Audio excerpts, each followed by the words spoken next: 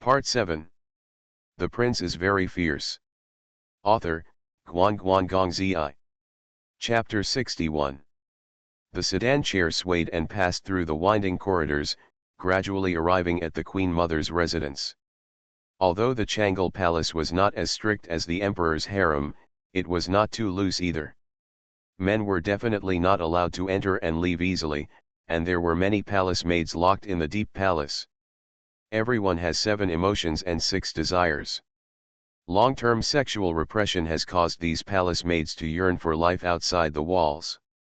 I don't know if they heard that the peerless Suwang Prince was coming, but there were many more palace maids walking in the corridors today. When they saw Su Buling's sedan chair passing by, they bowed and stood by the roadside waiting. After it passed, they secretly glanced and whispered. Su Buling had good eyes and ears, and could actually hear what these little palace maids said. Is this the Prince of Suwang? Yes, he is so handsome. It would be great if the Queen Mother could give me to Prince Su. What a wet dream. I heard that Prince Su is as strong as a dragon and a tiger, and he is very fierce. You are skinny and have little flesh. Be careful not to die in bed. I am willing to die in bed. Su Buling's face was full of black lines, and he was very helpless about this. He just took it as a compliment to him. The sedan chair stopped at the palace where the Queen Mother slept. From a distance, he saw the Queen Mother in a gorgeous palace skirt standing under the eaves. Because she was at home, she did not wear a phoenix crown, but a golden hairpin inserted diagonally between her buns. The phoenix head of the golden hairpin held a pearl, and her hands were folded on her waist. The dignity and nobility in her bones were revealed without deliberate movements. The Queen Mother was once one of the 8 great masters of Suan He, and was as famous as Su Buling's mother. In terms of appearance alone, she was the best in the world. Now that she is at the right age and has a more charming figure, coupled with her extraordinary status, the difference between her and the palace maid next to her is like heaven and earth. As a junior, Su Buling naturally couldn't stare at the Queen Mother from head to toe. He walked slowly to the front of the palace and raised his hand to perform a junior salute, Queen Mother. The Queen Mother smiled and raised her hand to make a friendly gesture. Little Buling, come here. We are all family. No need to be so polite. Little Buling. Su Buling looked at the ground and blinked. He always felt that the name was too intimate. After thinking for a while, he said, Queen Mother, just call me Buling. Well, Xiao Su is also fine. The Queen Mother turned and walked towards the brightly lit living room. She behaved in a friendly manner, just like an elder relative of an ordinary family. Just follow the rules in front of outsiders, and don't be so distant in private. Xiao Ting always cried for his parents every time he came here. He used to roll around in the courtyard. I think it's quite interesting. She walked gracefully, and the hem of her skirt brought up waves of brewing ripples. The Queen Mother had long legs and was taller than Madame Lu, but Su Buling was taller, so he had to bow slightly when walking behind her. Su Buling walked a few steps, and the faint fragrance lingered around his nose. He felt a little awkward. Seeing that the Queen Mother was not polite, he naturally did not say anything either, and followed her walking straight. The Queen Mother talked about some family matters. Su Buling followed Mrs. Lu's instructions and just listened without answering. He occasionally hummed, like a mute. The Queen Mother noticed that there was no response behind her, turned her head, and raised her cheek slightly. Buling, why don't you speak? Are you shy? I heard that you are quite courageous. Su Buling took a breath, raised the corner of his mouth and smiled. Well, not good at speaking. He, men should be more generous. The Queen Mother raised her thin eyebrows, and was amused by the sentence. She walked into the main hall, sat down at the table, and raised her hand to pat the chair next to her. In this world, the royal family usually eats at separate tables. Several small tables are placed in the room, and each person sits in front of a small table to eat together. Only the homes of ordinary people have a shared table. There was a tablecloth in the Queen Mother's room. It was not very big, and it was covered with silk. There were not many dishes on the table, but they were extremely exquisite. Several candlesticks were placed in the corners, and the light in the main hall was sufficient. Well, it was a candlelight dinner. It was a bit strange for two people to have a meal at separate tables.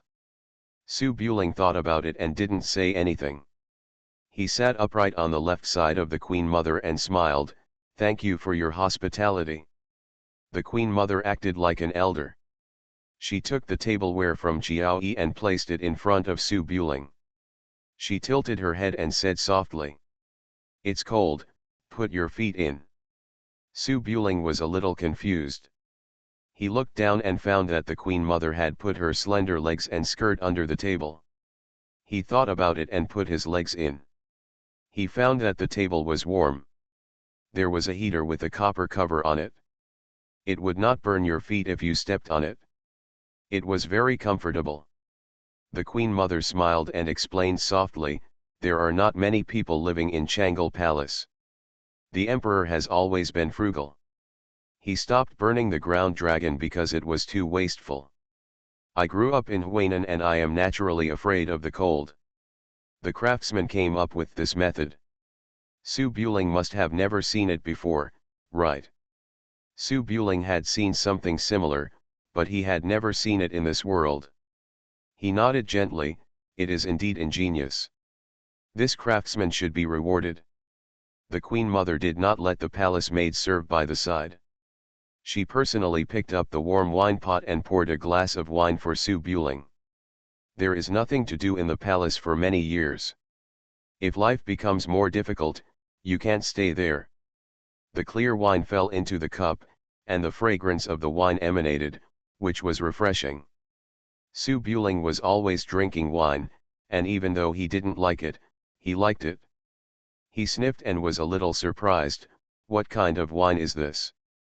The Queen Mother's eyes flashed with a subtle cunning, just like a strange uncle who successfully seduced a little kid with candy, and smiled, "Duan Yu Xiao, it's sold in the Sun family shop in Daifang, it's very common." Su Buling frowned slightly and shook his head, "I drank Duan Yu Xiao for a year, the taste is similar, but this wine is obviously much better." The Queen Mother put down the jug and said in a soft voice, "That's natural.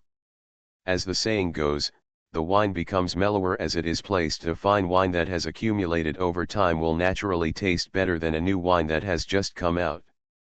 Su Buling agreed with this. Not only the wine, but also the people. Aunt Lu was obviously more flavorful than a woman of her age. He picked up the wine glass and smelled it. The rich aroma of the wine was very refreshing, and he nodded. "This old man's son actually hid a special gift from the imperial city, which made me take care of the business every day." The Queen Mother covered her mouth and laughed twice, then shook her head, "No, son's shop has always been in good business. It's just a small shop. No matter how much wine there is, it can feed a few people. After buying it, it will be gone. Sometimes the late emperor wants to drink it. I couldn't buy any of them. Before I entered the palace, my brother bought some specially, intending to take them out when the late emperor came to my place, but later, anyway, after giving away several jars over the years, there are still 2 jars left. I guess there are only 2 jars of 10-year-old wine in the world, and I don't know what the price would be if they were released." Su Buling showed a bit of solemnity, picked up the wine glass, smelled it carefully, and nodded, "I'm afraid $1,000 can't buy it. The Queen Mother has hidden it for so many years, and it is really a waste to entertain me." The Queen Mother shook her head, "I don't drink wine on weekdays, and I can't taste it. It would be a waste to keep this good wine. If Xiao Buling likes it." Su Buling was stunned for a moment, and was about to raise his hand to refuse, but he didn't expect the Queen Mother's next sentence to be, "Write a poem for me and I will give it to you." The Queen Mother held her cheek with her left hand, put her elbow on the table, leaned forward slightly, smiled kindly, and winked. This scene is really pleasing to the eye. Su Buling didn't expect the Queen Mother to be waiting for him here. After a moment of confusion, he put down his wine glass and said seriously, "Your Majesty, I have been ignorant of poetry since I was a child. I asked my servant to buy the song 'The wind has gone to the dust and the fragrance of the flowers are gone.' It seems that I cannot enjoy this wine." The Queen Mother's eyebrows showed a bit of disappointment, and she sighed faintly, "Not even one song." This resentment is comparable to Mrs. Lu's. It's a pity that Su Buling only accepted Mrs. Lu's tricks and was not interested in others. He shook his head. "I really can't compose poetry. Please don't make things difficult for me, Queen Mother." The Queen Mother carefully looked at Su Buling's eyes for a long time before she said dubiously, "Really not. If I could compose poetry, I would stew myself in an iron pot." Su Buling spoke with confidence, and it was true. When the Queen Mother heard this, she laughed out loud, sat up straight, shook her head and joked, "Boiling alive is torture. As the dignified Crown Prince Su, how dare I stew you? Well, but you can't lie to me, an elder. If you tell lies, don't blame me for settling the score with you." Su Buling didn't know how to compose poems. The poems were copied. What was he afraid of? The Empress Dowager made serious remarks. "If I could compose poems, I would let the Empress Dowager do as she pleased." The Queen Mother's eyes showed a bit of disappointment, so she gave up and asked the palace maid to bring over 2 jars of aged wine and gave them to Su Buling. Su Buling declined several times, but the Queen Mother would not take it back after she had spoken her words. After pushing and pushing, she finally accepted it. The next step was to eat, but nothing special was said during the dinner. The Queen Mother asked, and Su refused to answer. She deliberately avoided the matters between the court and the feudal prince, and talked about ordinary family pettiness. This was Su Buling's first face-to-face contact with the Queen Mother. He didn't feel anything other than a pleasure to watch. He stayed there for only half an hour. After he was full of wine and food, he stood up to say goodbye and left the palace with 2 jars of wine. The prince is very fierce. Author, Guan Guan Gong Zi. Chapter 62. Zhu Manzi rode a big horse to the station on the eastern outskirts of Chang'an City. Because he left late, the sky had turned dark halfway up the road. The city gate would have been closed when he turned back. The imperial guards could not open the city gate unless there was something important. It would be dark at night. The probability is that you will have to spend the night at the inn. Stealing royal horses is an old case. Last summer, the king of Qi in Qingzhou searched for a batch of snow horses in Mobei and sent them to the capital to celebrate the emperor's birthday. There were 30 horses in total, and among them was a 1 in a million wind-chasing horse, the same style as Su Buling. There are warriors everywhere in Daiyue with horses, swords, wine, and beauties. Basically everyone dislikes them. Zui Feng didn't dare to have extravagant hopes. If he could get a snow horse, he would have no regrets for life. Even the wealthy families on Kuishao Street would have at most 1 or 2 horses in their homes. They would provide them in front of the house. Usually, the owner of the family would ride one when he went out to accompany the emperor. The king of Qi paid tribute with 30 fine horses. Many generals in the court were eagerly waiting for the reward from the emperor, and many brave knights and knights were naturally jealous. The horse team went to the post station outside the city to rest for 1 night, and then was ordered to do so. 2 horses left. Naturally, no one would dare to steal Zui Feng, the 1 in a million horse king. Even if he stole it, he would not dare to ride it out. It was too conspicuous and easy to be recognized. What he lost was 2 horses in the snow. The matter was not a big deal, but it caused many courtiers who liked horses a lot of pain, and they directly lost 2 places for rewards. The courtiers were unhappy, so the detective department, which was responsible for monitoring the gangsters, naturally had to take the blame, but this matter could not be investigated. A horse riding on snow can't travel 1,000 miles a day, but it can run 500 or 600 miles. It left Chang'an early one night. How to catch up? Therefore, this case has become an unsolved case. Unless the thief surrenders, it will basically remain unsolved. It has been left in the Criminal Investigation Department, and whoever picks up the case will have a headache. Zhu Manzi had just joined the Tianzi camp with low qualifications and no teammates, so he couldn't take on any major cases. In order to sneak into the docket, he took this case casually. Now that the case is finished, he has to bite the bullet and investigate. Tap tap tap. 3 fast horses rode across the snowfield that had not yet melted. Because the snow had stopped, a crescent moon hung in the sky, and the sea of stars twinkled. The majestic city of Chang'an behind them could no longer be seen, and the countryside in all directions was silent. Zhu Manzi pulled up the scarf around his neck to block the cold wind, revealing only a pair of big watery eyes and a knife at his side. The strong wind made his robes rustle. It's such a hard job. I even said I shouldn't take this case. Fast forward 2 years, and the 2 missing horses have probably given birth. Where can I find them? Wang Dazwang, we are helping Manzi. Luoli, what are you talking about? Manzi here is very lucky, maybe he will solve the case. When Manzi is promoted to commander, we brothers may also be able to go to heaven. Zing, don't you think it's embarrassing to hang up a wooden sign all your life? Hey, you are quite ambitious. The 2 horses at the back were chatting and laughing all the time. They were both old men of the Wolf Guard.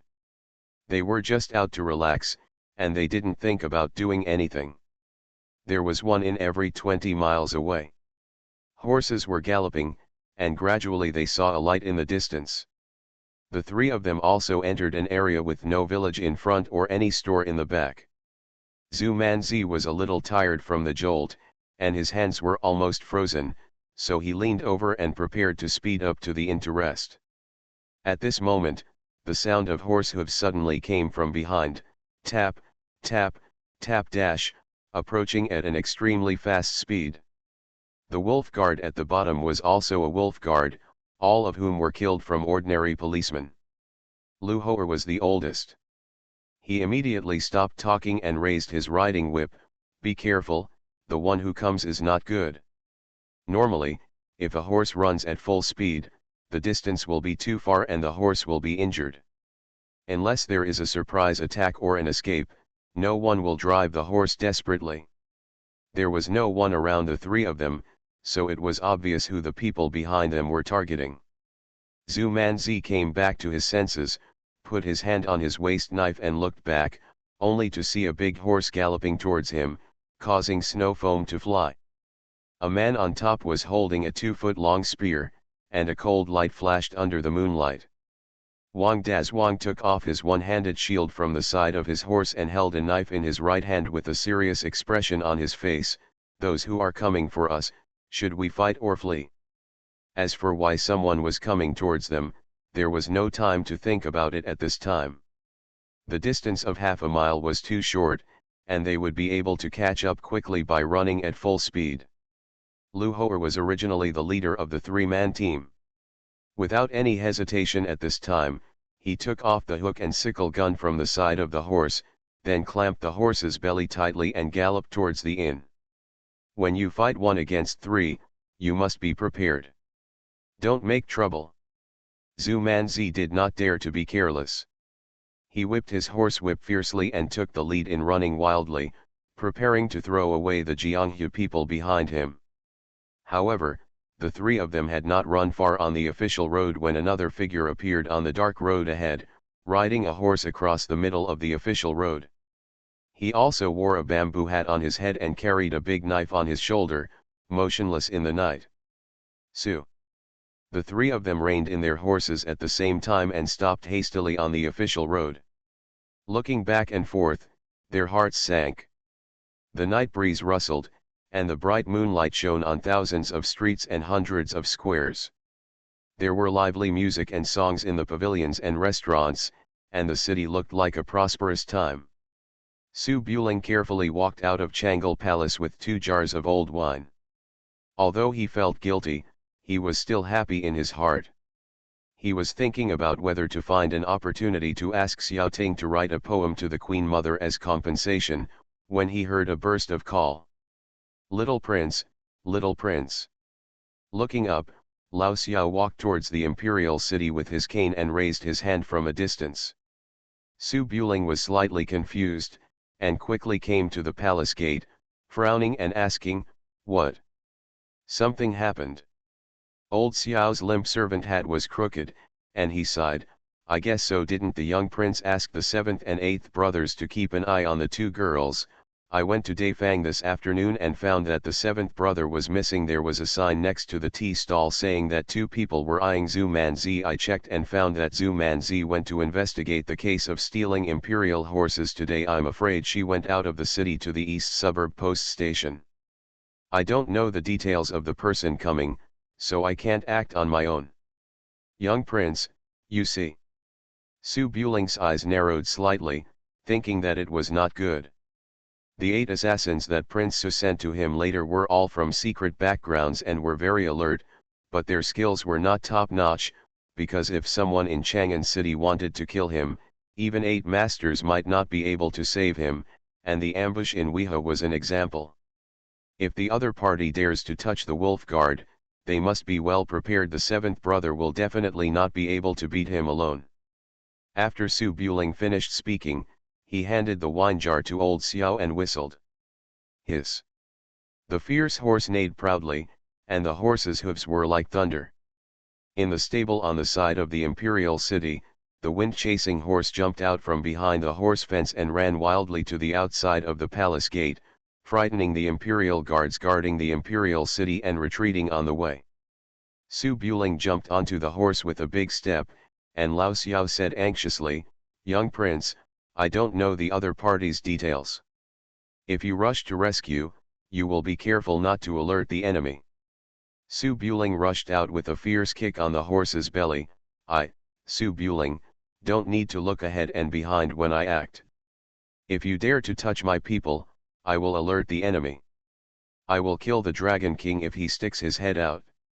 Lao Xiao's words came to an abrupt end. After thinking for a while, he shook his head and sighed, "That's right, with 200,000 Ziliang iron cavalry behind us, who can't be killed?" You are listening to Novels at Bless Up channel. Wish you happiness and luck. Please subscribe to receive new novels. How do you feel about this novel? Please like and leave a comment. The Prince is very fierce. Author, Guan Guan Gong Zi. Chapter 63. Kill. Bold Thief. Go. The sky was like a black curtain, and the hazy moonlight sprinkled on the endless snow field. 5 fierce horses galloped in the snow-covered farmland. Snow foam flew between the hooves of the horses, and the sharpness of the swords and spears appeared from time to time. Zhu Manzi pulled out the Yanling knife from his waist, and his eyes showed rare sharpness at the critical moment of life and death. The farmland is not like the official road. Although the land is flat, there are many canals and debris hidden under the snow. If you step on the air, you will end up falling down. You can only distinguish the route by the invisible traces on the snow. On the left and right sides of the 3 wolf guards, Wu Biao and Ji Huan approached from the front. The hats on their heads had been blown off by the strong wind, revealing 2 fierce faces. As a good player in the martial arts world, the horse under the crotch is like a weapon in his hand. It can save his life at a critical moment. Most of them are carefully selected at a high price, and naturally better than the standard horse of the wolf guards. After chasing for only half a mile on the snowy plain outside the city, Wu Biao, holding a long spear, rushed to the front with a whistling sound. The 2-meter-long steel spear in his hand directly hit Wang Dazhuang's horse leg. Wang Dazhuang was tall and naturally heavier. In this situation of escaping, his horsepower was obviously limited, and he fell to the last. At this time, seeing that he could not escape, and the injured horse was even more difficult to fly, Wang Dazhuang loosened the reins, holding a sword and shield, and hid in the horse. He used the shield to block the iron spear, and stabbed Wu Baiao's horse belly with his right hand. Block. The crisp sound of metal and iron hitting each other. Those who dare to play with guns in the rivers and lakes must have good horsemanship, and most of the wolf guards were born as constables rather than cavalrymen, so fighting with swords and horses was not their strong point. The iron spear was so powerful that it hit the round shield, and it actually knocked Wang Dazhuang and the horse under his crotch off. Wu Baiao fired a gun and pulled the horses apart. Due to the difference in the length of the weapons, Wang Dazhuang's goose feather knife could not reach it at all. Hiss! The horse neighed loudly, and the center of gravity was unstable during the gallop, and Wang Dazhuang, who was hanging on the horse reins, was hit by a huge force. He fell off the horse and rolled several feet on the snow. Wang Dazhuang. Zhu Manzi and Lu Hou looked back and saw this scene, and their faces suddenly changed. Without saying a word, they turned their horses and rushed to Wang Dazhuang. In the army, 5 people are teams. The 3-person team of the Wolf Guard is simplified from the small 3 talents formation. 3 people form a formation, and the goose feather knife, hook, sickle, spear, sword, and shield cooperate with each other. Except for some top masters in the Tianzi camp, the rest of the people use this formation to fight the enemy. Wang Dazhuang fell hard, but fortunately he was strong and the snow was on the ground. He turned over, spitted, and protected the round shield in front of him. The hook and sickle spear had a horizontal sickle in front of the spear body, which was specially used to cut the horse's legs. At this time, Lu Hou held the hook and sickle spear with both hands and stretched out from under the round shield. Zhu Manzi hid behind the 2 men with the goose feather knife and waited for an opportunity to move. The battle array was set up. Unless the 2 people in front were killed instantly, the horse's legs would be injured. Once he was pulled off the horse, he would be hacked to pieces. Wu Baiao did not charge directly into the battle array with a spear. They were all Jianghu people, and the ground skills were the most important. He turned over and got off the horse, and rushed forward with Ji Huan holding a single knife. Kill! Lu Hou shouted loudly, and the 3 of them acted at the same time, first rushing to kill Wu Baiao who was rushing in front. Although Wu Baiao did not have the inhuman brute force of Su Buling to smash the round shield with one knee, he was definitely in good shape as a young man. The iron spear in his hand weighed more than 40 pounds. After approaching, he swung it and swept it towards Wang Dazhuang's shield. The steel spear brought a strong wind and hit the round shield in the blink of an eye. There was a crisp sound of click, and the wooden round shield was immediately broken into several cracks. Wang Dazhuang was forced to stop with a muffled groan. The goose feather knife in his right hand had already chopped out, cutting along the spear shaft, and trying to cut off Wu Baiao's 5 fingers. Lu Hou and Wang Dazhuang have cooperated for many years. He took advantage of the situation and used the hook of the sickle spear to scrape Wu Baiao's right leg. Zhu Manzi went straight to the middle door with a single knife. After a set of cooperation, ordinary Jianghu people must be overwhelmed, but unfortunately the opponent is not alone.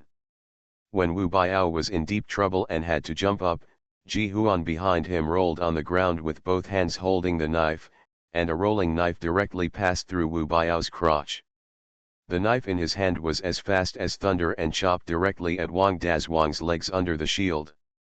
Smash! Ah! The muffled sound of the sword entering the flesh and the scream sounded at the same time. Wang Dazhuang's vision was blocked by Wu Baiao, and Ji Huan was coming too fast. It was too late to notice it. Before he could use his shield to block it, he was hit by a knife in the thigh, blood splashed on the snow, and his strong body fell directly. Wu Baiao was freed from the predicament, and he stabbed the ground with his steel gun without hesitation, cooperating with Ji Huan perfectly. Lu Hou hurriedly used the hook and sickle gun to forcibly pick up Wu Baiao's steel gun, and dangerously inserted it into the side of Wang Dazhuang's face. Zhu Manzi held a single knife with anger in his eyes, and slashed at Wu Biao with the knife.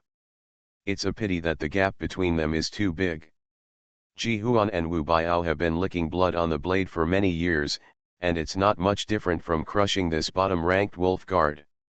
After Ji Huan slashed Wang Dazhuang with the knife, he was hooked up by Wu Biao's toes, raised his hand and cut along Lu Hoer's gun. Crackling. Sparks flew everywhere.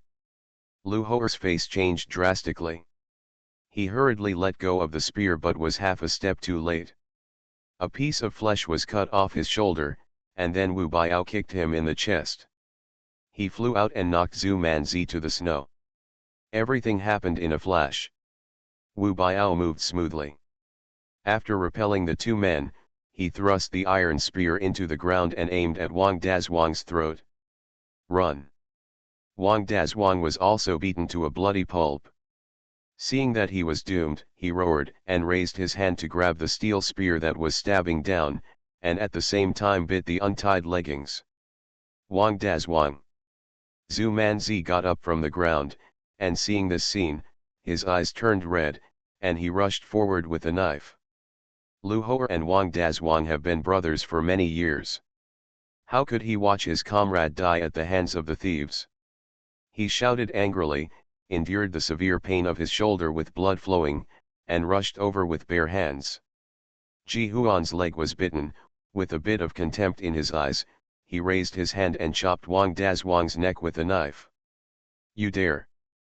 Zhu Manzi rushed over like crazy, but it was a pity that no matter how fast he ran, he could not be faster than the knife in Ji Huan's hand.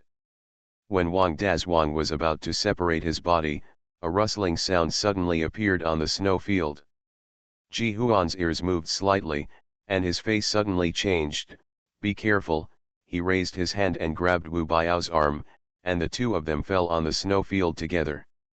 The next moment, behind the two men, a man in ordinary civilian clothes jumped out of the snow with a dagger in his hand, aiming at the neck of Wu Biao. This was so fast that the 5 people present didn't know when such a man was hiding around them. Wu Biao and Ji Huan turned over from the ground, and they were frightened and sweating. The distance was so close, but fortunately, stepping on the snow would make a sound. If they were on the dry and hard road, one of them would probably have died. The 7th guard in the palace was responsible for keeping an eye on Zhu Manzi. At this time, he made a hasty move and missed. He then held the dagger upside down and bent like a leopard, blocking Ji Huan and Wu Biao, and said in a muffled voice, "Go." The so-called dead soldiers are all weapons cultivated by the aristocratic families. They have been brainwashed and instilled with loyalty since childhood, until they have no ideas of their own. They are not considered human beings to the world's aristocratic families, but expensive consumables. Although Su Buling had no habit of using people as tools, the 8 palace guards had been doing this since childhood and could not change. The order given to Lao Qi was to keep an eye on Zhu Manzi. If the target died, it would be a failure of the master's commission. Seeing that Zhu Manzi was about to be killed by the knife, he had to show up. Zhu Manzi ran to the front and Lu Hoer lifted up Wang Dazhuang, and wanted to escape, but it was obviously impossible to run away with 2 wounded people. In desperation, he could only hold a knife and fight the enemy side by side with this sudden hero. And from the sneak attack just now, Ji Huan and Wu Biao also saw that the man in front of them was a first-class assassin. They stood up and confronted him head-on, but they were not up to the task. While guarding the surroundings, they rushed towards Zhu Manzi and Lao Qi again. The prince is very fierce. Author, Guan Gong Zi. Chapter 64. Tap, tap, tap. The steed galloped on the official road. Its body was like black thunder, and the bells on its neck rang clang, clang, which could be heard from a long distance. Occasionally, a caravan walking at night would make way for it, and before they could see it, the horse had disappeared at the end of their sight. What kind of horse is this, running so fast? It's so scary. The wind-chasing horse was breathing heavily in the winter night. There were too many pedestrians in Chang'an City to run wildly. Su Buling didn't have the habit of walking his horse, and he had been holding back for too long. After leaving the city, he ran at full speed without even urging.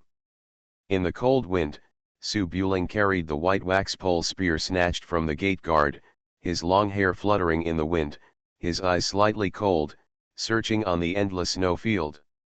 He didn't bring any weapons when he entered the palace in the afternoon, but he was proficient in all 18 weapons, so it didn't make much difference whether he took a sword or not, and he needed to get used to using a gun. Chasing the wind and snow, 1 in 10,000 can run 1,000 miles a day. It may be a bit exaggerated, but if there are no passes along the way, it is not a problem to run back to Suzhou City from Chang'an in 3 days. The king of Su sent this horse here, perhaps in case of emergency. Dongjiao Post Station is 20 miles away from Chang'an City. It takes less than 10 minutes to run freely. However, Su Buling did not find Zhu Manzi and others after running for more than 10 miles. He was a little annoyed. After a year in this world, the past memories have long been integrated. Su Buling is the eldest son of the king of Su, and he is the prince in the 12 states of Ziliang. He ran thousands of miles to Chang'an. There is no way to pretend to be a pig under the feet of the emperor, but only the emperor on the dragon throne can step on Su Buling. All civil and military officials must ask the knife of the Ziliang Iron Cavalry before they can speak. Zhu Manzi's identity has not been exposed. Even if the emperor has nothing to do, he will not use this method to deal with a small guard. Even if he wants to kill, it is just a matter of a word.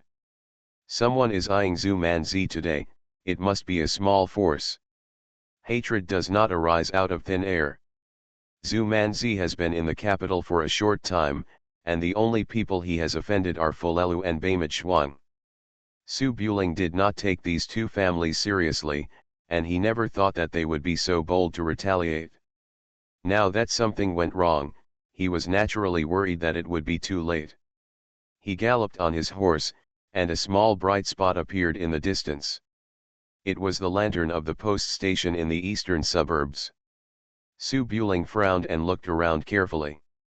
Finally, he found a few rows of messy footprints in the snow and rushed to the side. Go. Su Buling lightly squeezed the horse's belly, jumped out of the official road, and chased along the footprints on the snow. After running for a while, he looked up and saw that the 7th guard was shot back by a gunman and fell on the snow. There were already 2 people lying on the ground. Lu Ho'er was stabbed several times and could not move. Wang Dazhuang's legs were seriously injured and he could not get up, so he could only lie on the ground and hack. The snow was covered with blood stains, and Zhu Manzi struggled to defend herself with her goose feather knife. Kill. Be careful. Ah! The noisy shouts drifted with the cold wind, and the sound gradually became clearer. Su Buling's face was furious, and he shook the spear in his hand with a pop sound, which actually broke the red tassel under the spearhead into pieces, like thunder in the daytime. On the snowy plain. After several rounds of fighting, Zhu Manzi saw that the 2 comrades who had taken care of her since entering Beijing were seriously injured, and the righteous men who extended a helping hand were repeatedly seriously injured while fearlessly protecting her, but she had no way to do anything and was almost desperate. This was the premise that the 2 fierce bandits on the opposite side did not hurt her. If they intended to kill her, I'm afraid she would have been lying on the ground with her 2 companions. At this moment, Zhu Manzi also understood that the 2 extremely fierce bandits were coming for her, and she also guessed the reason. To be able to invite such a powerful master to kill the wolf guard, not only would it cost a lot of money, but it would also have to settle the investigation of the case file library afterwards. The only people in Chang'an who had this ability were the small group of princes and generals on Kuishao Street. Zhu Manzi had been in Chang'an for a short time, and the only prince she had offended was Li Beiyi, the loyal and brave prince. It was obvious who wanted to catch her. It was Su Buling's suggestion to wipe out Beima village. She was just running errands with the purpose of carrying her into the case file library to find out the news about the dragon locking goo. Now that she was in trouble, Su Buling ignored her. Zhu Manzi had this thought in her mind, and her round eyes showed a bit of grievance, but she immediately suppressed this thought. It was she who wanted to go to the case file library, and Prince Su helped her. They were mutually beneficial, and no one owed anyone anything. Zhu Manzi took a breath of cold air, stubbornly raised the knife and rushed towards Wu Biao again. As a man of the underworld, if his head is tied to his belt, he will die, and he won't blame anyone. Bang! Old Seven was hit by Zhu Biao's gun again and fell to the ground, his mouth and nose full of blood. Zhu Manzi was filled with grief and anger, and used her knife as a sword, and wanted to fight the two bandits with the killing move her father taught her. Seeing the two tall bandits rushing straight at her, Zhu Manzi was about to fight to the death when a thunder suddenly exploded from a distance. Pa! The sound resounded through the snowy plain, followed by the sound of horse hooves beating like drums.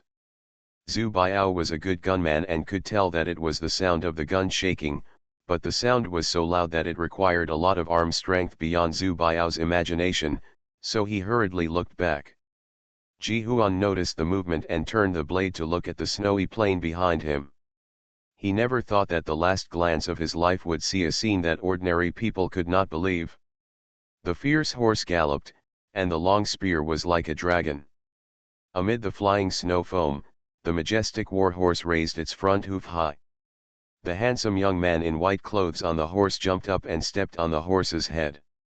With the force of the horse's jump, he jumped high into the air, holding the shiny spear in both hands and raised it to the back of his head. This jump was very high.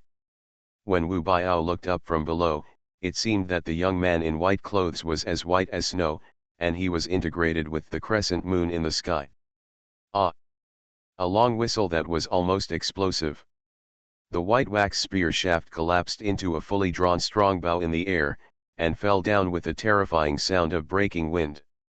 Wu Biao's pupils shrank suddenly, and he felt that the young man in white clothes was above his head in the blink of an eye. In a hurry, he could only hold the iron spear horizontally to avoid this devastating blow that was like splitting a mountain. Snap! A loud sound that made people's ears numb. The solid white wax spear shaft hit the iron spear and broke into pieces directly. Wu Biao could not bear such a huge force. His boots were smashed into the snow. Before he could kneel down, the broken gun head hit his head. Blood splattered all over his head like a ripe watermelon bursting. He didn't even have time to scream. The prince is very fierce. Author, Guan Guan Gong Zi. Chapter 65. Su Buling fired a shot, and Ji Huan, who was standing next to him, was shocked. He instinctively raised the knife in his hand a little, but it was too late to rescue him. The moment he reacted, he wanted to retreat.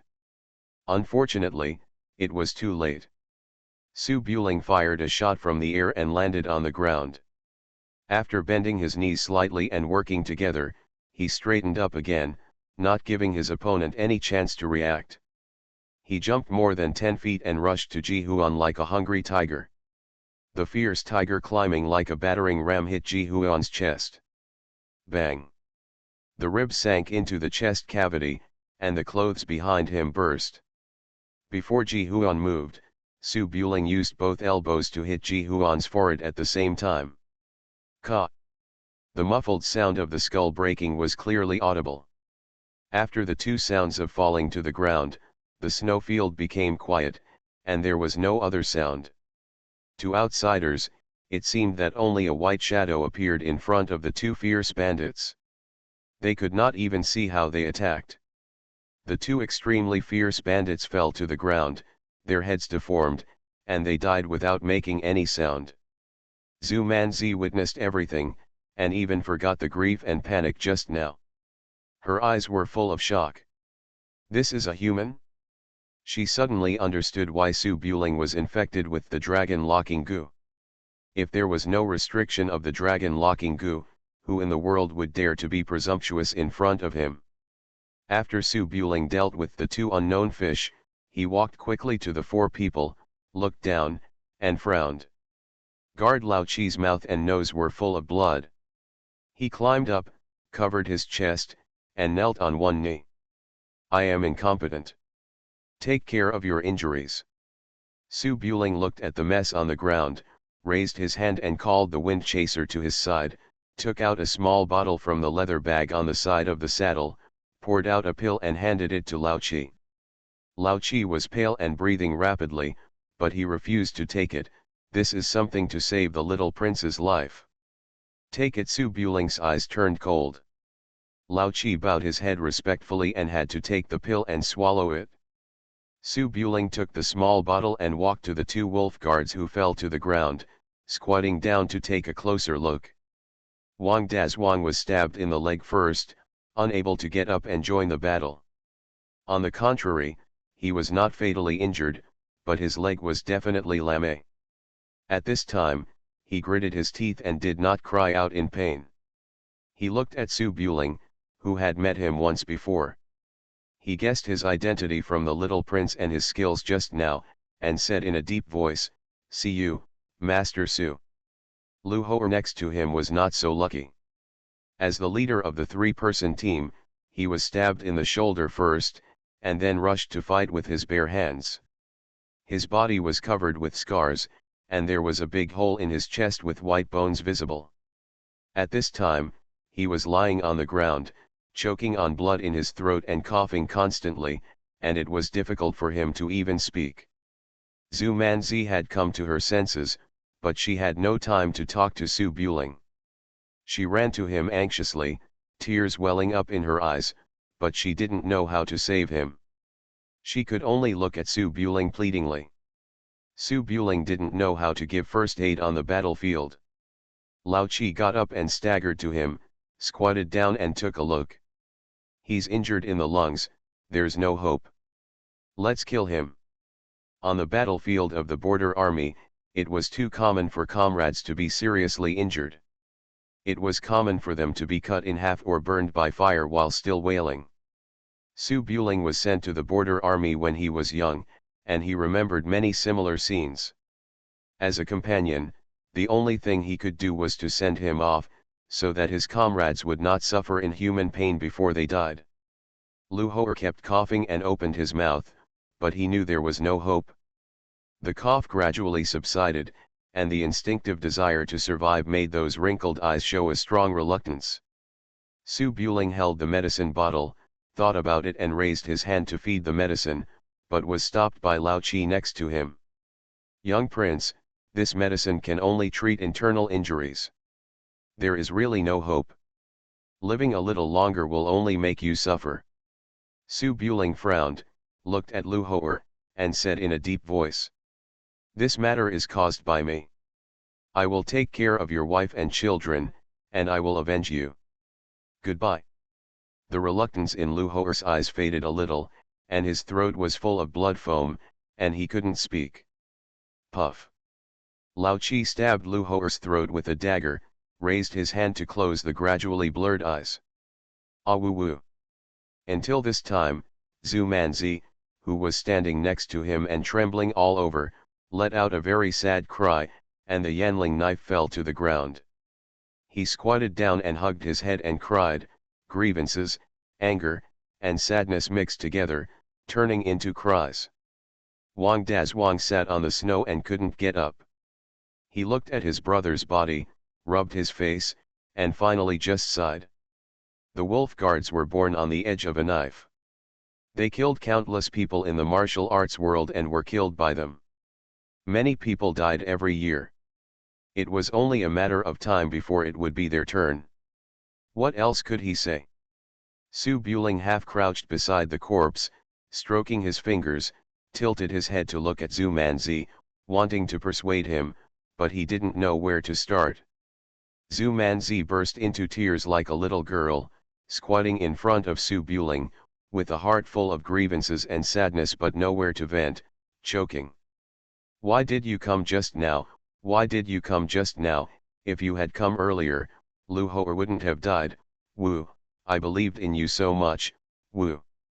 Su Buling sighed softly, blame me. He raised his hand to support Zhu Manzi's back. After just comforting her for a moment, Su Buling coughed first and spit out a mouthful of blood, which sprinkled on the snow and turned black. Zhu Manzi was startled and stopped crying. She looked at Su Buling, whose face turned pale, nervously. You, what's wrong with you? I'm fine. Su Buling took out his handkerchief and wiped the corners of his mouth. He had just exploded in an emergency, barely holding back, and the dragon-locking poison in his body was backlashing so quickly that he could no longer suppress it. Su Buling asked Lao Chi to fetch the wine bottle and take a sip.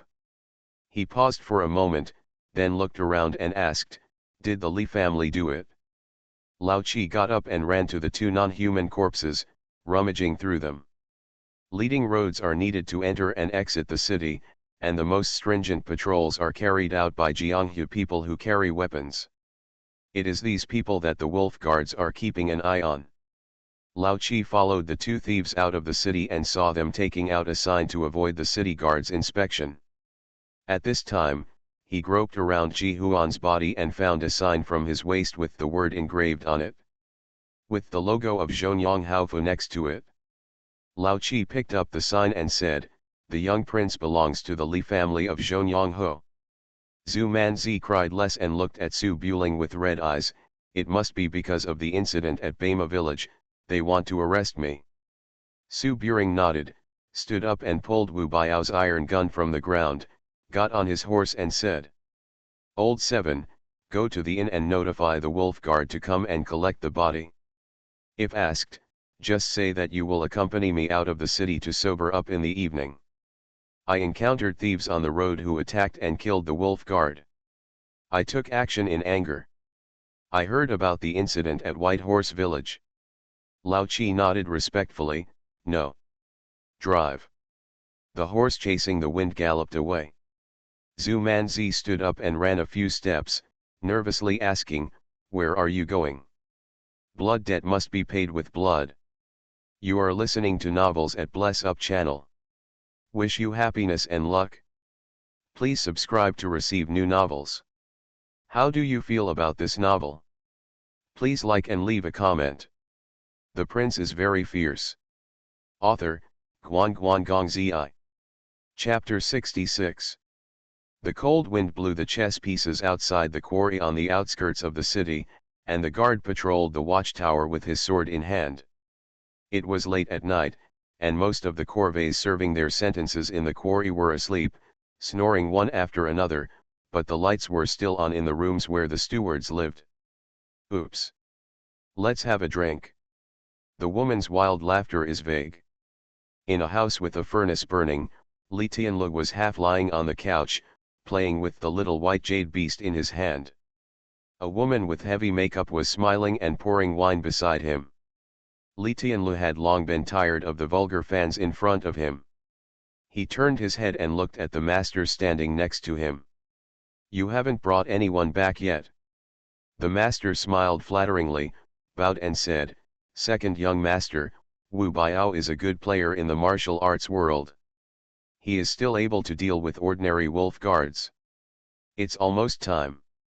Li Tianlu threw the little white jade beast on the table and said a little impatiently, those two common men in the world are not going to do anything secretly, are they? They don't have the guts. The second young master has a sharp eye. If he sees it, he will destroy his own future.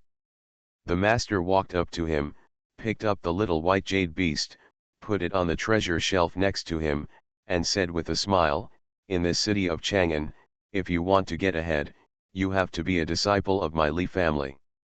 The 12 martial arts families on Hutai Street who dares not to give the second young master face? As long as the second young master does not allow them to gain a foothold in Chang'an, they will be unable to move forward in Chang'an. Li Tianlu snorted lightly, they are just a bunch of martial arts people. Not even the families on Kuishao Street look down on them. In Chang'an City, there are the Xiao and Lu families in the literary world, and Lu Pingyang and others in the martial arts. The imperial court most of the ministers worshipped under their section now is the prosperous age of balance, and there is no way to earn such military exploits, otherwise my father would be just a third-grade Yunhui general. The master naturally agreed with this and thought about it for a moment. The generals on Kuishao Street all gained prestige during the Jiazeping of Baiyu and Daqi. However, the ones with the greatest contribution have already been granted the title of prince and are still in Chang'an City. They are just ordinary people who followed Su Lian. My Li family ancestors and Su Wang Su Lai were Emperor Xiaozong's right-hand men back then. Without my Li family ancestors who fought tooth and nail to protect Emperor Xiaozong from the encirclement, Chang'an would not be as prosperous as it is now. As long as the opportunity is right. It is not impossible to add 9 tins to Pingtiangxia. The so-called 9 tins are the highest courtesy given by the emperor to princes and ministers. The 3 octagonal archways on Kuishao Street were given to the Xiao, Lu, and Su families. It was these 3 families who basically supported the founding of the Song family. Other families are not qualified for this, and this honor is still under the 9 tins. It is estimated that it can only those who can truly pacify the world by destroying northern Chi and South Vietnam are qualified to receive the gift of 9 tins. As a general family, the Li family still has some pursuits. Li Tianlu nodded and chuckled. Su Lai was just a butcher, and he was appreciated by Emperor Xiaozong for his diligence on the battlefield. It was not the group of counselors behind him who really conquered the world. The king really praised his Su family. Although my Li family is not the Li family of Pangxi, but my ancestors it can be considered a distinguished family, and it is very different from the common people. While he was talking, there was suddenly the sound of horse hooves coming from the bed outside the door, and there were some exclamations. The master turned his head and glanced, showing a bit of joy. I must have brought the person back. After saying that, he ran to open the door. Li Tianlu felt hot in his heart and pushed the woman beside him away. He took a pill from the small case and stuffed it into his mouth with a somewhat ferocious look in his eyes. Be bold. Who broke in? Ah! The sound of horse hooves rushed directly outside the house, and there was constant noise in the distance. The master was slightly confused and raised his hand to open the door. Unexpectedly, he looked up and saw a handsome young man in white standing outside the door, the familiar iron gun in his hand having been smashed down. There was unspeakable horror in the master's eyes. Before he could shout, his head was smashed to pieces, his neck sank into his chest, and then he was kicked and fell into the multi-treasure rack at the back. Ah! There were sounds of broken porcelain, wooden frames collapsing, and 2 women's screams. Li Tianlu's expression suddenly changed, and then he stood up angrily said. Who the hell is so bold? 2 women with heavy makeup, their faces turned pale, hurriedly hid in the corner of the room. Tread. At the door, Su Buring, wearing a blood-spattered white robe, strode in. The steel gun in his hand was still dripping with blood, and his face was cold. He arrived in front of Li Tianlu without stopping for a moment. Li Tianlu lived on Kuishao Street, so he recognized Su Buling, and his expression changed on the spot. Hiding in the room and talking loudly, naturally you don't take the Su family seriously. When you really meet King Su, who has a lot of troops, even the emperor treats him with courtesy, not to mention the Li family who only relied on Emperor Xiaozong's care to be granted a title. Seeing the blood-stained iron gun in Su Buling's hand, Li Tianlu's heart sank, knowing that he had kicked something he shouldn't have touched. Moreover, this iron plate is much harder than Xiaoting. At least the Xiao family are all literati, and they will not get angry and splash blood after 5 steps. Li Tianlu reacted instantly and was about to kneel down. It's a pity that Su Buling never had the habit of discussing the murder with the other party, so he raised his hand and stabbed Li Tianlu in the chest. Puff! The tip of the bloody spear passed through Li Tianlu's chest and came out from Li Tianlu's back, and blood flowed from the blood tank like a drop. Ah! The 2 women screamed again and sat on the ground shivering in fear.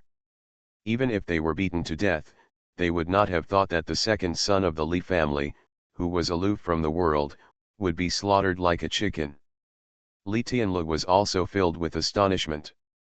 He grabbed the barrel of the iron gun with both hands, blood flowing from his mouth, and was pushed back by the iron gun until he was nailed to the wall.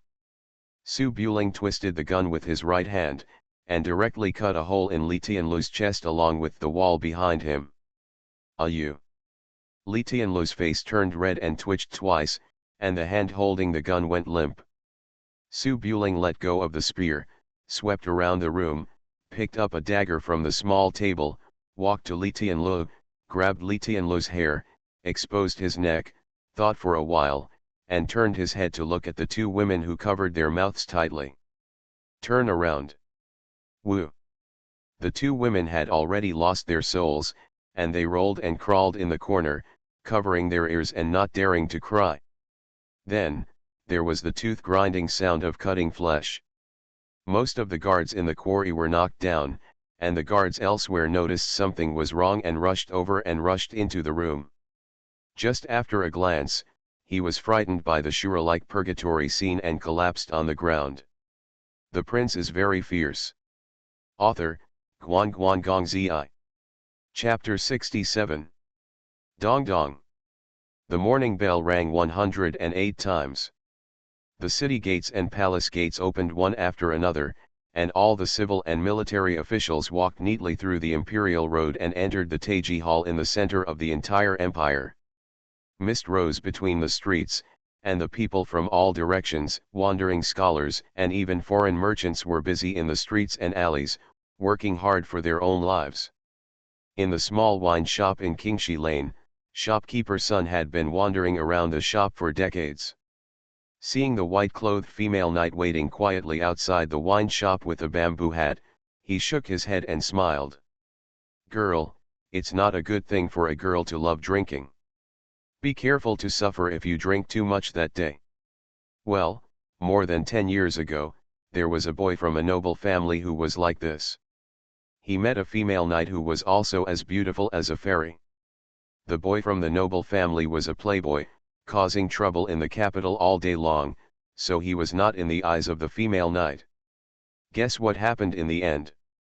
Ning Qingyi's eyes wandered around the alley, his face calm. Jing answered, "I don't know." Shopkeeper's son poured wine and smiled with a hint of aftertaste. In the end, the noble family boy came up with a bad idea.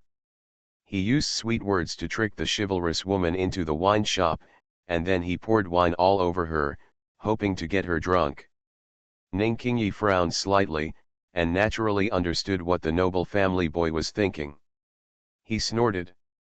Since she can be called a chivalrous woman, she must have a good physique.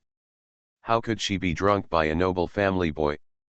Hee, this is what's strange about things.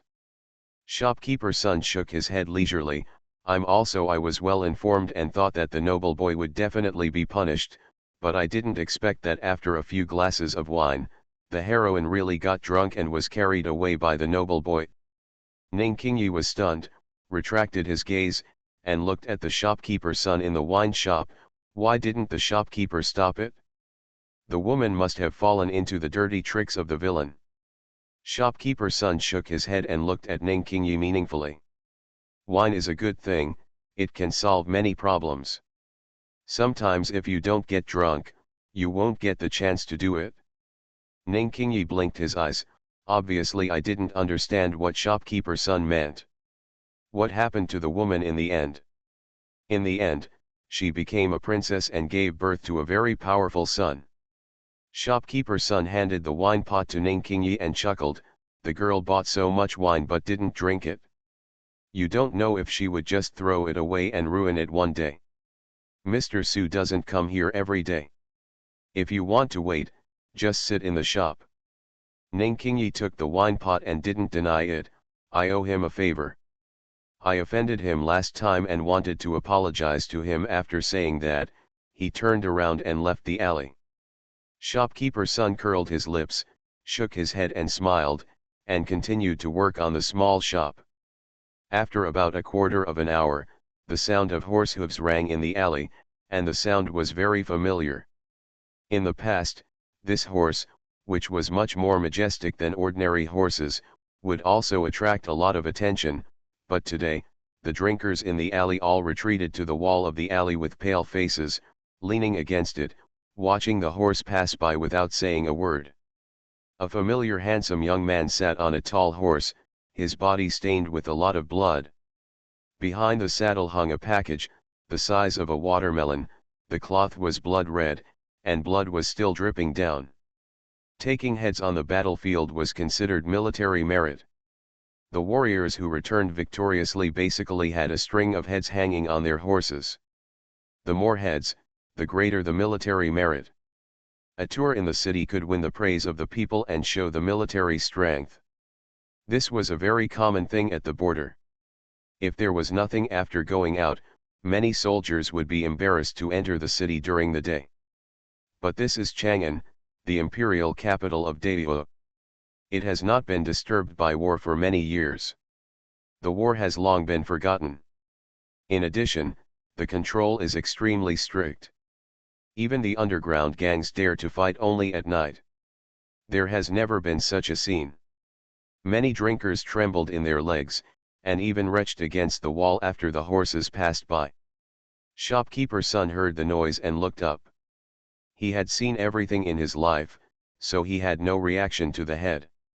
Instead, he looked at Su Buling nervously. "Oh, young master, what did you do last night? How did you end up like this?" It was late when Su Buling returned last night, and he was allowed to enter the city only after the city gates were opened in the morning. His wine gourd was already empty, so he took the wine gourd from the side of the horse and threw it to shopkeeper's son. "It's just a small matter, give me a pot of wine." Shopkeeper's son nodded. Knowing Su Buling's background, he naturally didn't worry about Su Buling's safety. In Chang'an City, as long as Su Buling didn't kill a member of the Song family, there would be people from the government to clean up the mess. "Sir, that girl has been coming to buy wine these days. I don't think she likes wine.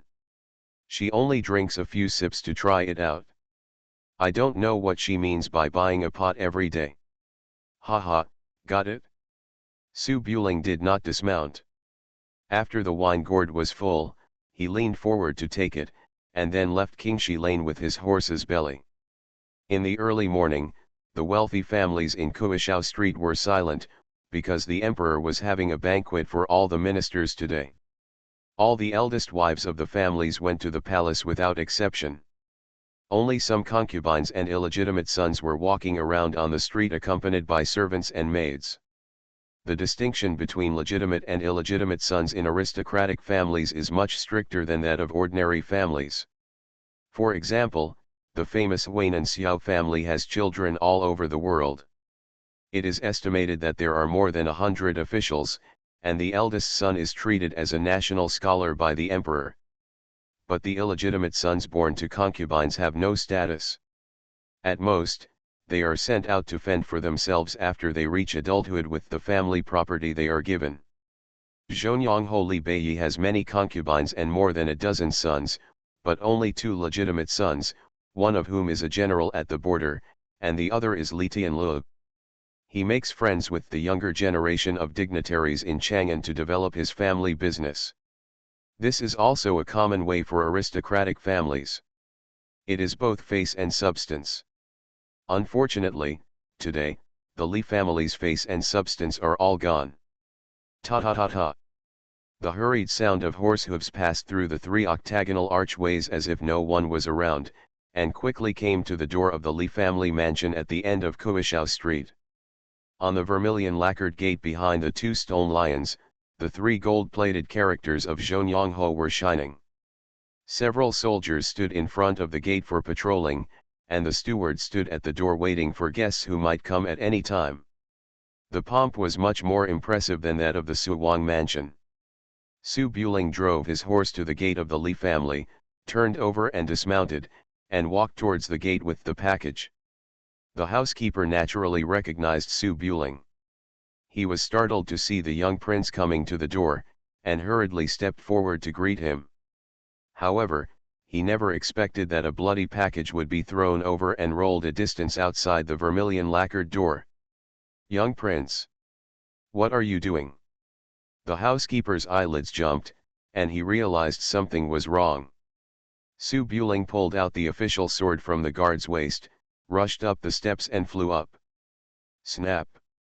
With a flash of the sword, the plaque of the loyal and brave Marquis's mansion was split in two and fell to the ground. Dingling clang! The faces of many guards and teachers changed drastically, but they did not dare to say a word, and stood there in panic. Su Buling fell back to the ground, threw his official knife and stuck it on the gate, and said coldly, "You are cruel to the people, relying on the emperor's favor to act arrogantly. What kind of loyal and brave marquis is that? I will teach you a lesson today. If I hear such rumors again, I will slaughter your entire Li family."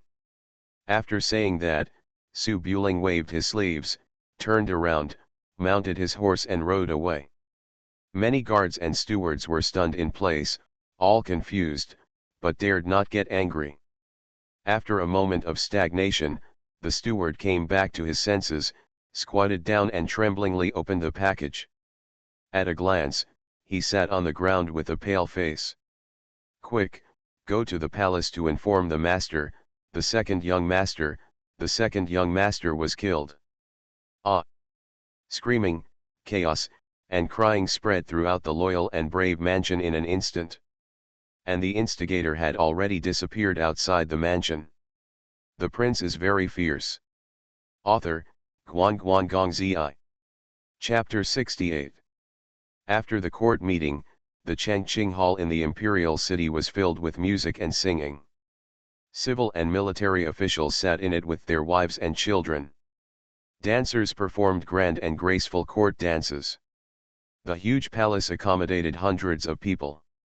The emperor of the time had always been frugal, and with the censors like Qi Xinggan nitpicking, such banquets for the emperor and his officials to enjoy themselves were rarely held.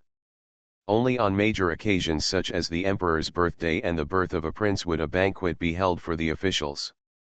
In the morning, officials from various families suddenly received news to go to the palace for a banquet.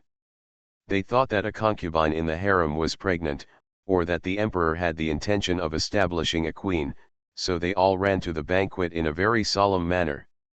As a result, Eunuch Jia said, "The emperor got a good talent yesterday, and he wrote 3 poems, all of which are masterpieces that are rare in a century." He was very pleased and invited all the officials to enjoy themselves. Good guy, just for 3 poems, he called all the civil and military officials to the palace to enjoy themselves. Did he think that the officials would just stay at home and do nothing after leaving the palace? We need a good talent.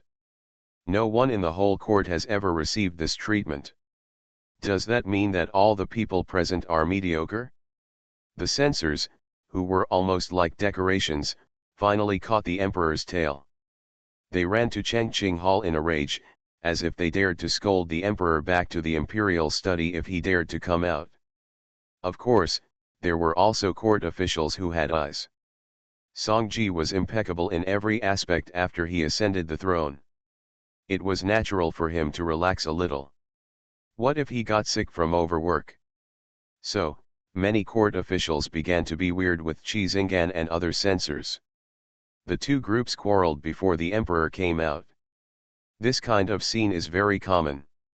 If the court is as quiet as a stagnant pool of water, there will be a real problem. The rest of the court officials are just watching the show. Anyway, the new year is coming soon, and they should celebrate it. Most people's minds are still on the words of the emperor. What kind of poems can make the emperor, who always pays attention to the monarch's demeanor, make such a big scene?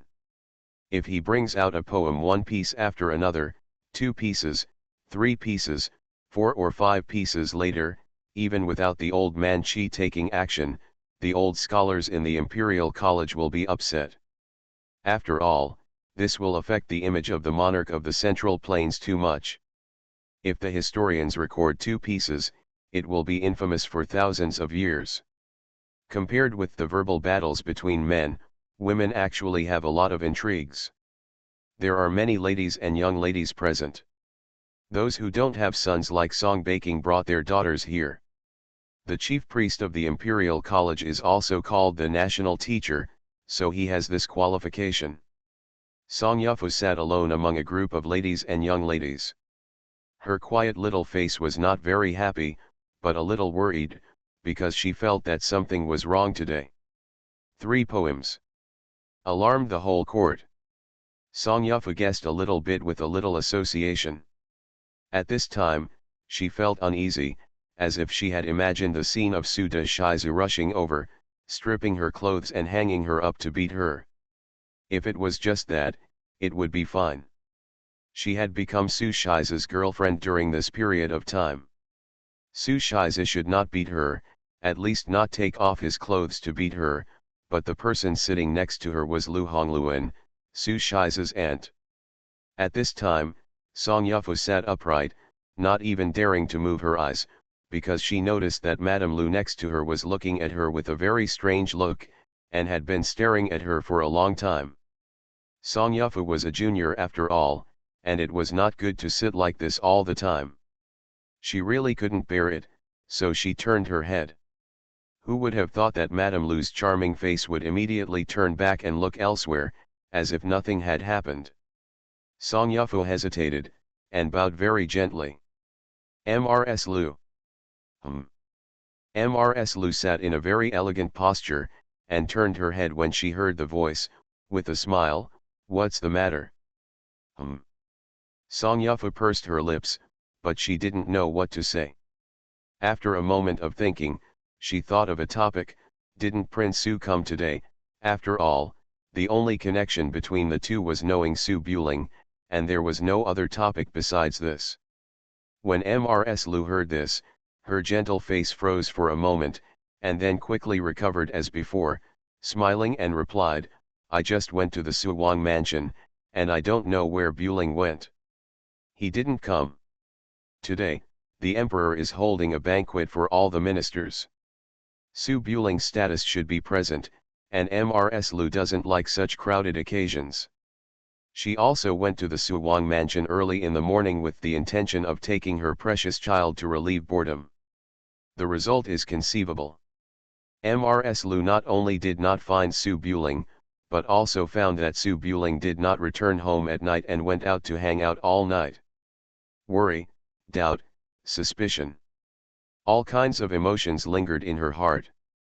If she hadn't known that Su Buling had left the palace last night, Madame Lu would have suspected that the Queen Mother had asked Su Buling to stay in the palace. How old is Su Buling? An 18-year-old kid is most likely to be deceived by some bad women. What if he is deceived? Madame Lu has been thinking about these things all morning. The more she thinks, the more uneasy she feels. She stared at Song Yufu just now and also had doubts in her mind, but looking at the weak body of this girl, she couldn't do anything to make Su Buling unable to get out of bed. At this time, she was slightly relieved, but she was even more confused about where Su Buling went. Song Yufu was a little nervous. Seeing that Madame Lu was a little worried, she hooked the hair by her ear and whispered.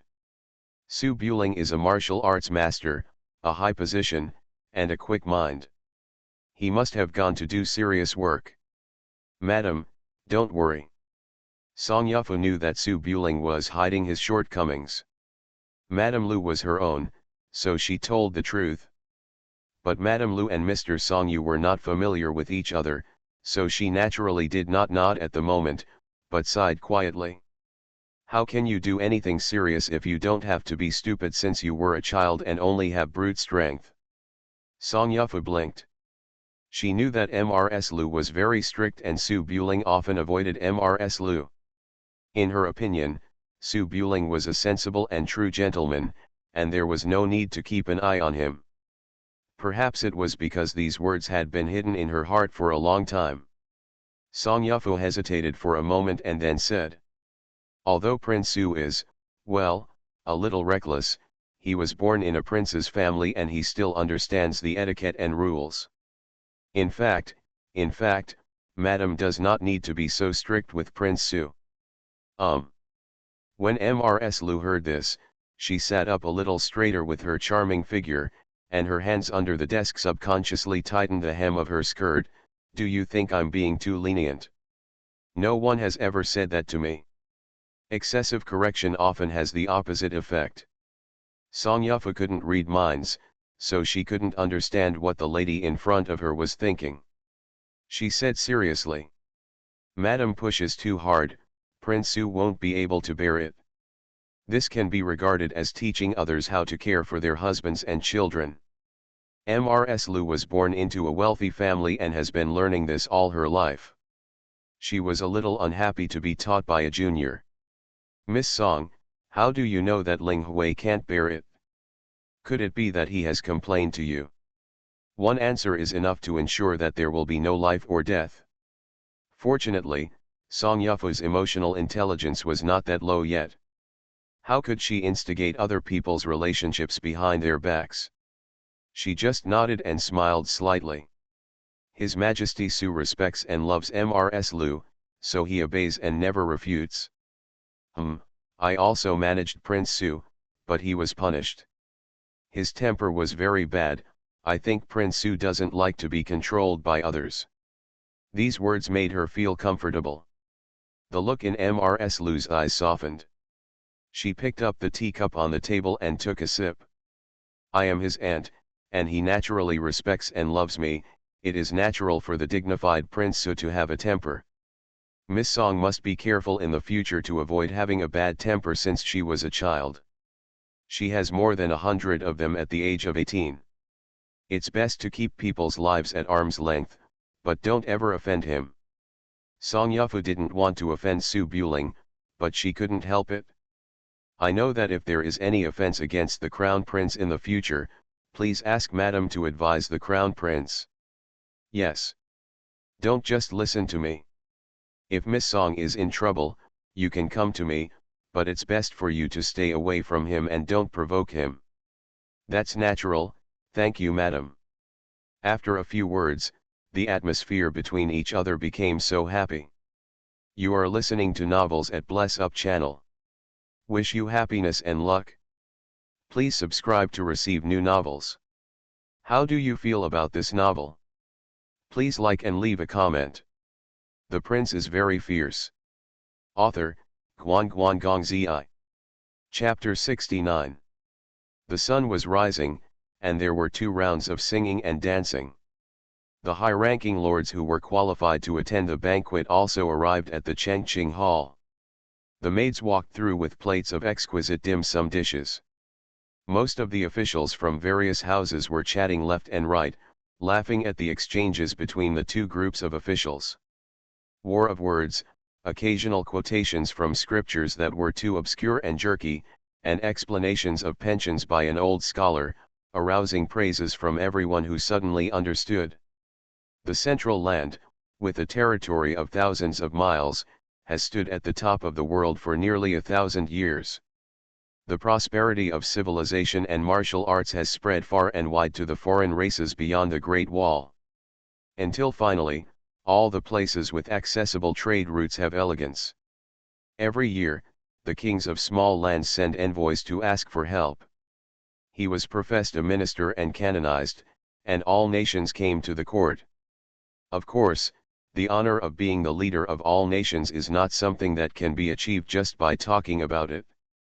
The 3 changes of dynasties in China were caused by the emperor losing the support of the people, not by foreign invasion. De Qi, who was pushed by Su Wangsu Liping for the first time, and with a bunch of bereaved dogs, was able to push all the Mobai barbarians to occupy the magpie's nest. With such tyranny, how could the aliens outside the Great Wall not be afraid?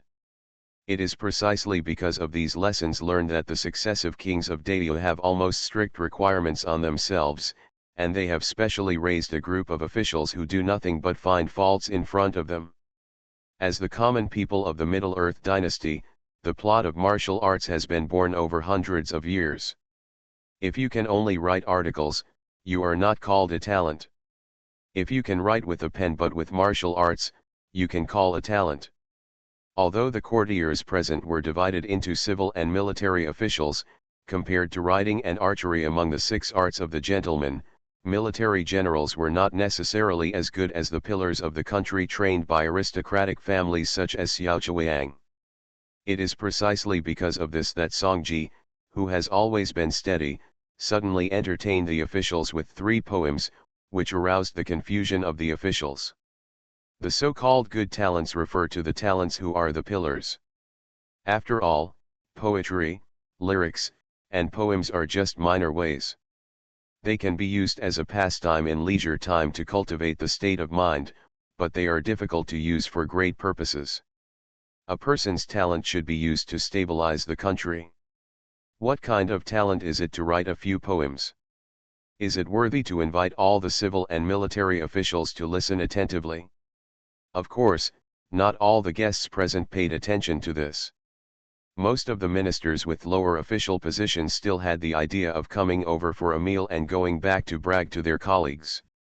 In the corner of the Changqing Hall, behind a huge column carved with auspicious animals, there are several rows of desks and desks. A group of officials who are neither high nor low are sitting here, stretching their necks to watch the movements of the giants in the court. These are all it's something to brag about after returning home. When the time comes, I'll say, when I had dinner with Mr. Xiao said. And so on. It's impressive just thinking about it. Among these people, Gong Sun Ming, the captain of the capital of Jingfu, was the most attentive. He sat upright with his son Gong Sun Lu, listening to the conversation of the court officials in front of him, sometimes nodding and sometimes shaking his head. Although there was a pillar blocking half of his face from far away, he was blocking the way. Gong Sun and his son could not help but be enthusiastic about participating. Gong Sun Lu was considered a figure in Daifang, but when he arrived at Changqing Hall, he was not even a fart. He was still nervous at this time and whispered, "Dad, the Minister of War is over there, should we go over and toast?" Gong Sun Ming's face darkened. "Be honest with me. Who dares to touch the cup before His Majesty is seated? I will remember it later. If the adults in front raise their glasses, we will do so. If the adults laugh, we will laugh. If we dare to touch it at other times, break 3 of your legs." Gong Sun Lu nodded and thought for a moment. "I heard that a case happened outside the city last night." "Shut up, what case is more important than having dinner with the Holy Father? Get up quickly, Eunuch Jia is out. The Holy One has arrived." The rich male duck voice spread throughout the Changqing Hall, and Eunuch Jia, dressed in red robes, slowly walked out of the side hall with a fly whisk in hand. All the male and female guests in the audience stopped talking at the same time, stood up and saluted to greet him. Song Ji strode out of the side hall and sat down behind the table above. Before Jia Gong could speak publicly, he raised his hand. "Okay, there is no need to bow to the guests at today's banquet. Please sit down." "Thank you, Your Majesty." Hundreds of guests sat down again, and the Nyoda Palace was silent. Xiao Chuang and others looked up, waiting for Song Ji's words. It was not a court meeting. Song Ji's expression was relatively easygoing. He looked down at the hall and said, "Today's banquet is because the new year is approaching. Although Shu has suffered a severe drought for 2 years, it has abundant resources under the rule of King Shu.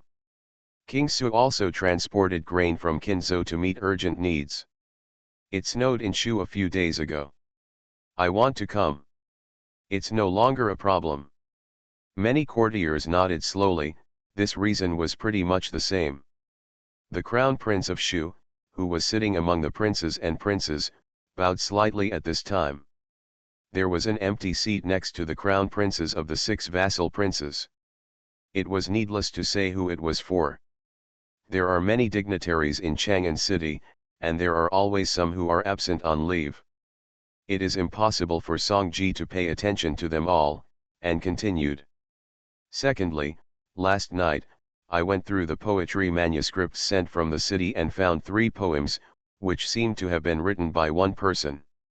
They are all masterpieces that are rare to see in 100 years.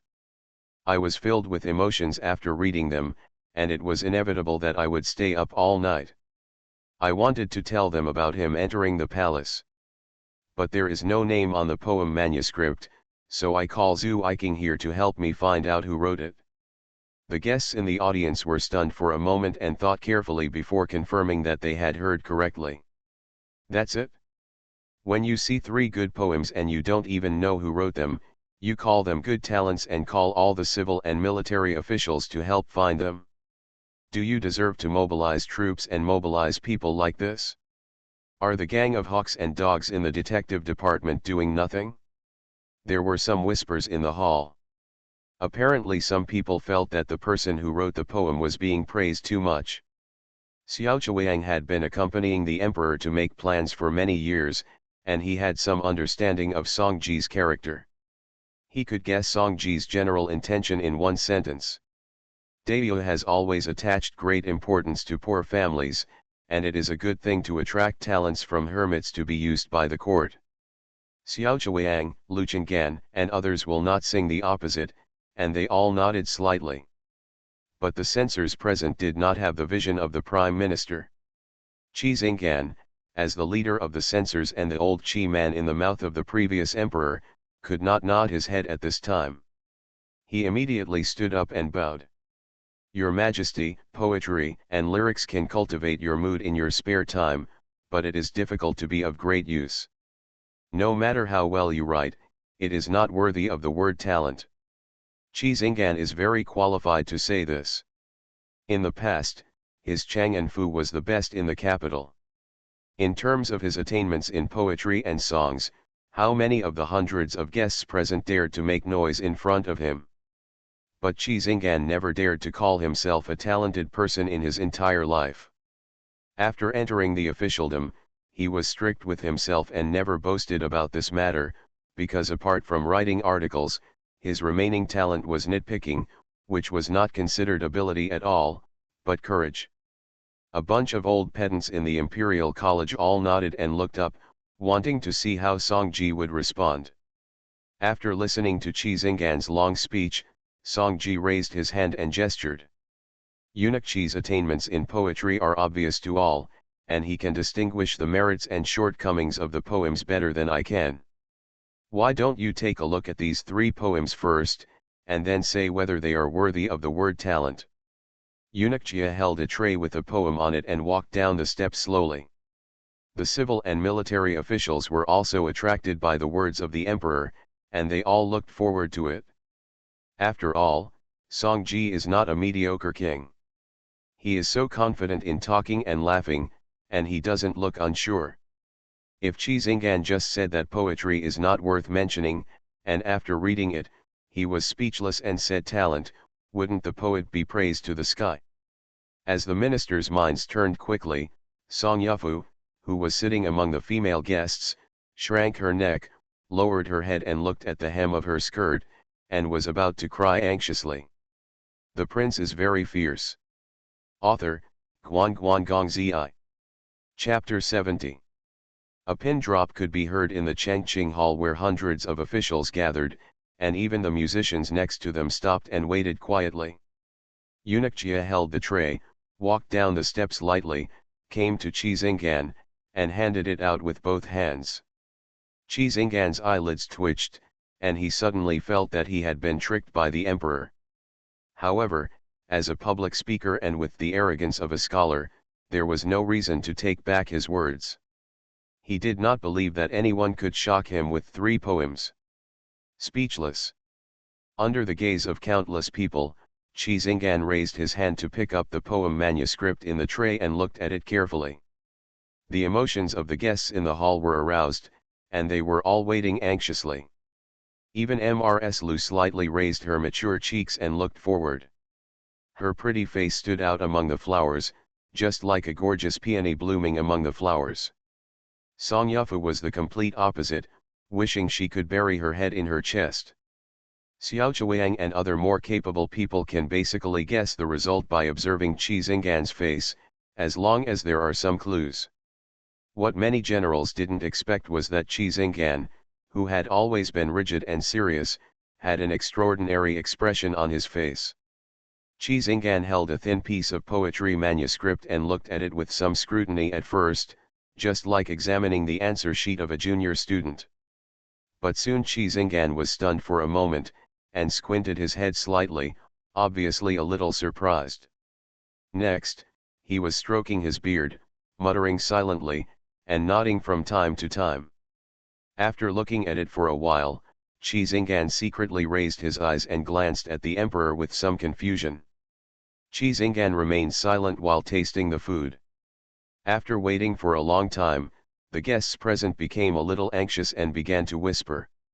When Songji saw him at about the same time, he smiled and asked softly, "Qi Gong, how do you like these 3 poems?" The sound of Qi Gong was obviously meant to be ridiculing. When you are born as a public speaker, 1 is 1, and 2 is 2. If you speak cleverly for the sake of appearance, then you are not called Qi Lao Paifu. Qi Xinggan's face was as dark as water. He held the poem manuscript in both hands and read it for a long time. Then he coughed lightly and thought about it for a while. Well, these 3 poems are indeed worthy of being called talented, and they will definitely be famous in the future. But if the poems are well written, they will be able to serve as officials and govern the country. Wow! Before he finished speaking, there was a lot of noise in the hall, and even Xiao Chuiang, who was as motionless as a mountain, narrowed his eyes slightly. Qi Xinggan, whose temper was as stubborn as a stinky stone in a latrine, actually changed his mind and changed his mind. His reputation was even higher than that of the current emperor, and he even used the term famous through the ages. What kind of poetry does this have to be to make Qi Xinggan give in and still criticize it? All of a sudden, the fellow officials next to him began to stretch their necks and look around, trying to see what was written on the poem manuscript. Songji raised his hand to interrupt Qi Xinggan's words, and said with a chuckle, "Qi Gong, let's talk about poetry first. We haven't found anyone yet, so we can't evaluate his talent and learning. Moreover, famous for thousands of years is too strong a word to make a final conclusion. You read these 3 poems for you to appreciate." Qi Xinggan ran into Songji's situation and made a fool of himself. What else could he say at this time? He picked up the poem and thought about it for a while, then began to recite the poem. 10 years of life and death are so vast, without thinking about it, I will never forget it. I am alone in a tomb thousands of miles away, and there is no place to talk about the desolation. As soon as the words came out, the noisy place fell silent, and everyone's eyes lit up.